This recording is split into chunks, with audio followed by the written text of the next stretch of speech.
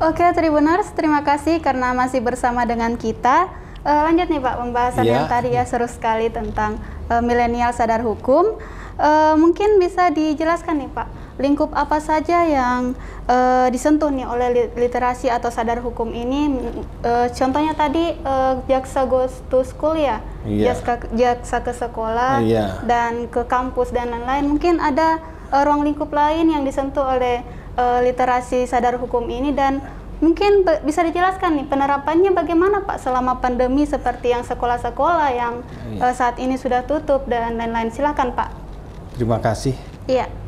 Memang ada beberapa literasi kita untuk penyampaian penerangan hukum terkait dengan peningkatan kesadaran hukum masyarakat, khususnya kepada milenial. Jadi ada program jaksa masuk sekolah tadi kan, jaksa masuk kampus, yang selama ini kita lakukan sebelum masa pandemi. Kita datangi dengan datangi ke kampus dengan langsung tatap muka melakukan penyuluhan. Tapi sekarang kita lakukan dengan sarana online dengan video conference atau dengan sarana-sarana seperti sosmed yang ada sekarang ini, Instagram, YouTube dan lain-lain. Tujuan kita kan untuk meningkatkan kesadaran hukum masyarakat. Karena kita ini ada beberapa yang aktif, sosmed kita yang aktif seperti Facebook tadi kan, Facebook, kemudian Instagram, Twitter, YouTube. Ini selalu kita, setiap kegiatan-kegiatan kita selalu sampaikan juga di dalam Facebook itu, kita masukkan di dalam Facebook. Kemudian juga ada hal-hal terkait dengan penyuluhan hukum juga kita masukkan di sana, terkait dengan aturan-aturan baru yang ada. Kita upload di sana supaya milenial juga lebih cepat menangkap apa yang kita sampaikan kan gitu. Mungkin itu juga salah satu cara yang digunakan oleh Kejari ya, untuk kan ada beberapa pihak atau orang-orang yang menganggap hukum ini sesuatu yang memberatkan ya Pak. Mungkin kalau sudah sentuh hukum, aduh hukum lagi, harus buka pasal-pasal lagi, ini langgar apa sih, pasal berapa dan lain-lain. Metode apa nih yang digunakan oleh Kejari untuk membuat orang-orang yang seperti ini lebih mudah menangkap seperti itu Pak? Kita juga mempunyai pelayanan hukum gratis di sini juga. Bisa melakukan konsultasi hukum kepada kita. Ya milenial misalnya emang ada masalah-masalah hukum atau untuk apa ya, kalau emang misalnya ada yang perlu ditanyakan terhadap permasalahan-permasalahan hukum, bisa ditanyakan ke kita. Dan kita juga selama ini juga melakukan bimbingan skripsi terhadap mahasiswa hukum dalam hal penelitiannya yang menjadi objek penelitiannya di kita misalnya. Itu kita tetap bantu para milenial ini dalam penyusunan skripsi bila mereka membutuhkan bantuan kita, baik data maupun saran-saran dari kita. Baik. Jadi milenial Tribuners nih yang masih bingung tentang hukum dan lain-lain, dan ternyata ada layanan konsultasi gratis nih ya Pak tentang hukum, dan juga teman-teman yang sementara menyusun skripsi khususnya yang tentang hukum dan membutuhkan informasi dan lain-lain, bisa langsung ke Kejari ya Pak? Iya, siap ya. Kita ada bidang datun yang ini untuk penyampaian pelayanan hukum gratis. Iya, baik.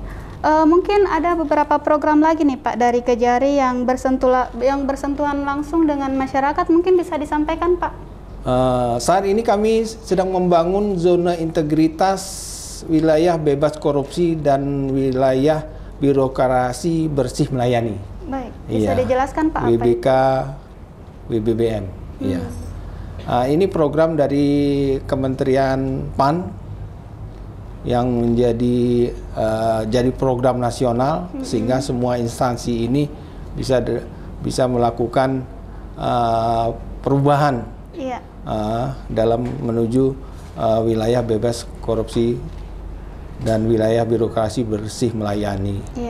Dalam penyusunan zona integritas BBK WBBM ini ada 6 area perubahan, yaitu yang pertama adalah manajemen perubahan, kemudian penataan tata laksana, kemudian penataan manajemen SDM, kemudian penguatan akuntabilitas kinerja, kemudian penguatan pengawasan,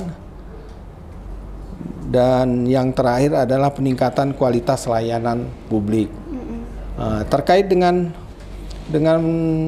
kegiatan-kegiatan kita saat ini juga ini termasuk dalam peningkatan kualitas layanan kepada publik. Layanan kepada publik. Baik. Kami dalam membangun zona integritas BBK dan BBBM ini ada beberapa program unggulan dalam melayani masyarakat.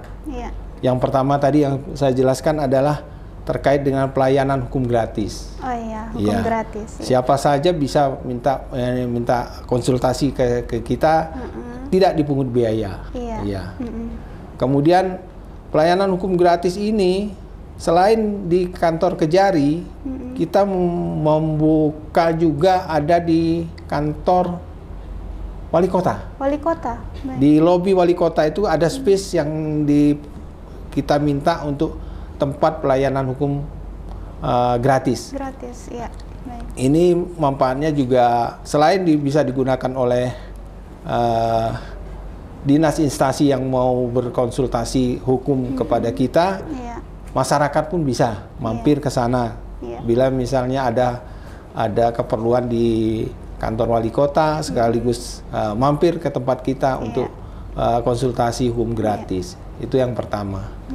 Dan yang kedua, kita juga punya program pengantaran barang bukti. Pengantaran barang bukti ini terkait dengan putusan pengadilan yang telah memperoleh kekuatan hukum tetap. Sehingga bagi masyarakat yang kerepotan untuk mengambil barang bukti setelah barang bukti tersebut tidak digunakan lagi untuk dikembalikan kepada pemiliknya, ini kita langsung antar kepada pemiliknya dan langsung oleh petugas kita. Jadi tidak perlu lagi mereka mengambil ke sini, misalnya mengambil sepeda motor, mengambil barang-barang yang lain, dan kita siapkan mobil pengangkutan barang bukti sudah ada. Dan yang ketiga adalah pelayanan tilang. Pelayanan tilang. Nah, tilang ini kita buka setiap jam kerja, setiap hari. Dan ini pelayanan tilang juga kita sudah bekerja sama dengan ojek online terkait dengan pengambilan. Yang penting mereka menghubungi ojek online untuk mengambilkan dengan hanya membawa bukti penyetoran denda. Dan untuk penyetoran denda ini kita tidak menerima tunai dan harus dibayar kepada bank atau dengan transfer secara online juga bisa. Bukti daripada pelunasan itu nanti untuk mengambil tilang di kita dan tanpa biaya tambahan yang lainnya. Baik. Dan ini juga kita setiap hari Minggu saat Car Free Day kita buka layanan pengambilan tilang. Jadi walaupun hari Minggu tetap kita buka, kita layani. Baik. Jadi itu program-program unggulan daripada WBK kita. Baik. Kemudian untuk satu lagi adalah PTSP. Nah, jadi semua layanan-layanan yang ada di sini cukup kita berhubungan dengan PTSP sehingga nanti PTSP yang melayani dan kita tinggal menerima. Misalnya dari kepolisian minta untuk perpanjangan penahanan, dia cukup menghubungi itu, nanti petugas PTSP yang ke bidang-bidang untuk ini setelah selesai baru kita serahkan kepada mereka. Jadi emang satu pintu di PTSP layanan kita. Jadi itu, sudah lengkap sekali nih ya Pak Tribuners. Mulai dari sosial media, Kejari sudah menyampaikan hal-hal yang berkaitan tentang sadar hukum di media dan lain-lain, dan mungkin teman-teman milenial jika masih kurang paham nih tentang apa yang disampaikan atau masih ada yang bingung dan lain-lain, dan ada program tambahan lagi ya Pak tadi yang layanan hukum gratis dan bisa langsung bertemu, dan mungkin beberapa orang ini lebih nyaman saat bertemu langsung, jadi apa yang ingin dia tanyakan dia bisa dapat jawabannya secara langsung. Mungkin bisa disampaikan nih Pak, tantangan-tantangan apa sih yang dihadapi oleh Kejari untuk menjalankan semua program ini? Silahkan Pak. Kalau saat ini tantangan sebenarnya tidak ada, hanya karena ini ada pandemi sehingga kita ada keterbatasan kita untuk lebih leluasa untuk bertatap muka, lebih leluasa menyampaikan itu secara lisan langsung bertatap muka dengan para milenial yang akan kita lakukan, yang akan kita sampaikan terhadap program-program kita. Jadi itu hanya tantangannya hanya saat ini. Mudah-mudahan corona ini cepat berlalu sehingga kita bisa lebih aktif lagi dan program-program kita bisa berkolaborasi dengan pihak Tribun misalnya, membuat event apa. Nanti kami juga akan mensupport, akan menitipkan program kami terhadap penyuluhan hukum misalnya, kan gitu. Dalam rangka ulang tahun Tribun misalnya, misalnya. Baik. Jadi lagi-lagi nih pandemi ya Pak menjadi tantangan utama dalam menjalankan program dari Kejari sendiri, karena saya sendiri sebenarnya sudah muak sekali dengan pandemi ini karena terlalu banyak hal-hal yang seharusnya bisa kita lakukan tetapi tidak bisa karena terhalang dari harus menjalankan prokes dan lain-lain. Tapi hobi Bapak selama pandemi apa nih Pak? Hobi saya hanya olahraga. Olahraga apa Pak? Goes. Goes. Goes saja. Goes ya Pak. Rutenya dari mana saja nih Pak? Kalau rute ya keliling-keliling kota lah. Keliling kota. Rute terjauh mungkin Pak? Rute terjauh ya masih lingkup kota ini mungkin sekitar 40-an kilo. Wow, 40-an kilo ya Pak. 50-an kilo. Rutin per minggu Pak? Saya kalau saya rutin tiap pagi. Tiap pagi? Iya. Wah. Setiap pagi itu karena saya setelah sholat subuh saya itu nggak bisa tidur lagi. Oh, jadi olahraga. Iya, lebih baik saya subuh-subuh itu keluar keliling sambil cari sarapan. Nah, setelah itu pulang ke rumah, baru mandi kan gitu. Jadi Bapak ini lebih milenial nih dari saya. Saya sudah sholat subuh tidur lagi Pak. Aduh, kok saya olahraganya lebih suka sore Pak, paling jogging-jogging dan lain-lain. Dan teman-teman milenial siapa tahu ketemu Bapak di jalan bisa langsung konsultasi nih ya Pak, atau goes bareng ya Pak. Ketemu di jalan juga bisa diajak nih Pak. Bisa nanti kalau kita ada event misalnya dalam rangka kita sudah dibolehkan untuk mengumpulkan massa misalnya. Kita nanti bisa bikin dalam rangka ulang tahun kejaksaan, kita bisa sama-sama bikin event apa kan gitu. Nanti bisa kita rencanakan. Tapi karena ini corona masih terbatas. Aduh, lagi-lagi gara-gara pandemi nih Pak. Baik, sebagai penutup nih Pak, mungkin ada saran dan pesan untuk teman-teman milenial, silahkan Pak. Kalau pesan dari saya, 5 tahun lagi mungkin. Para milenial ini akan mengendalikan, akan menjadi berperan sangat penting lah dalam kehidupan bermasyarakat, berbangsa dan bernegara. Karena usia milenial ini kalau menurut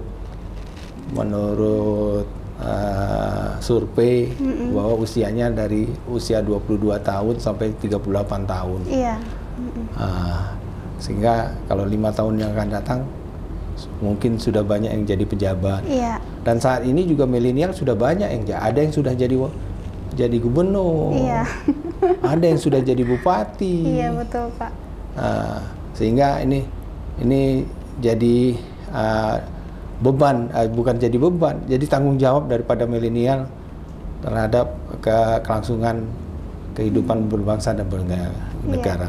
Sehingga pesan saya, kegiatan-kegiatan yang positif itu lebih diutamakan daripada hal-hal yang negatif, sehingga kita tidak terjerat dengan masalah-masalah hukum. Saya rasa itu pesan saya.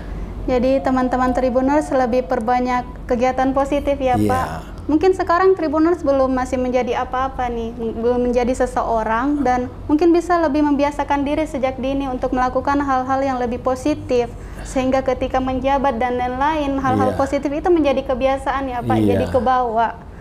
Baik, terima kasih nih Pak sudah mengundang tribunpalu.com di Kejari dan sudah bersedia menjadi narasumber kita di acara Tribun Motesa Tesa.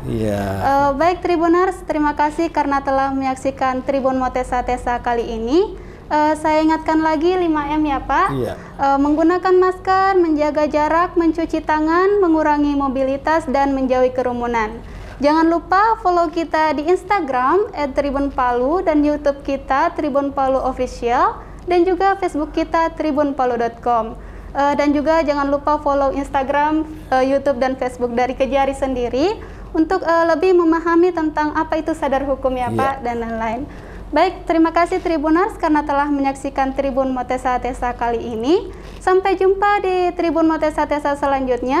Mata lokal menjangkau Indonesia. Assalamualaikum warahmatullahi wabarakatuh.